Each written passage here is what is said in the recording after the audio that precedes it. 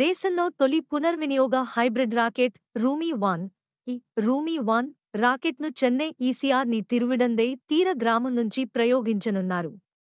దేశంలో తొలిసారిగా ప్రయోగించే పునర్వినియోగ hybrid rocket ఇది. హైడ్రాలిక్ మొబైల్ కంటైనర్ లాంచ్ పాడ్ పై నుంచి పంపేందుకు సిద్ధం చేశారు.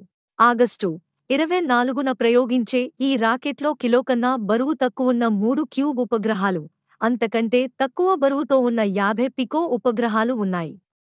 బరువు 80 కిలోలు ఉండే ఈ రాకెట్ను స్పేస్ జోన్ ఇండియా సంస్థ తయారు చేసింది. ఒక విమానం నింగిలోకి ఎగిరి నిర్ణీత ఎత్తులో వెళ్లి తిరిగి భూమి మీదికి వస్తుందో అలాంటి సాంకేతికతనే రూమీ-1 రాకెట్కు వినియోగిస్తున్నారు.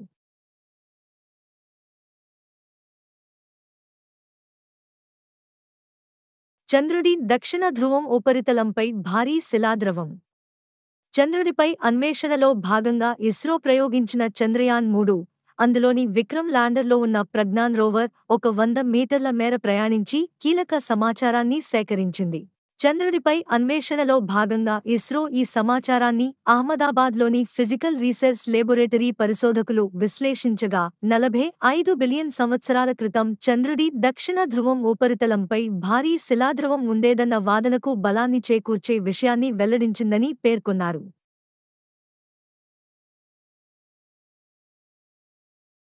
యూనివర్సిటీ ఆఫ్ మనిటోబా, కెనడా పరిశోధకులు ఏఐ టెక్నాలజీలో ఒక భాగమైన ఎక్స్ప్లెయినబుల్ ఏఐ (XAI) సాయంతో మెరుగైన, తక్కువ దుష్ప్రభావాలు చూపే యాంటీబయాటిక్ మందులను తయారు చేసేందుకు పరిశోధకులు ప్రయోగాలు చేస్తున్నారు.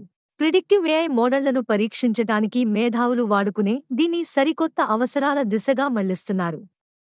రకరకాల సందర్భాలకు XAIని వర్తింపజేస్తున్నప్పటికీ మనిటోబా యూనివర్సిటీ పరిశోధకులు యాంటీబయాటిక్ మందుల తయారీకి వాడుకుంటున్నారు.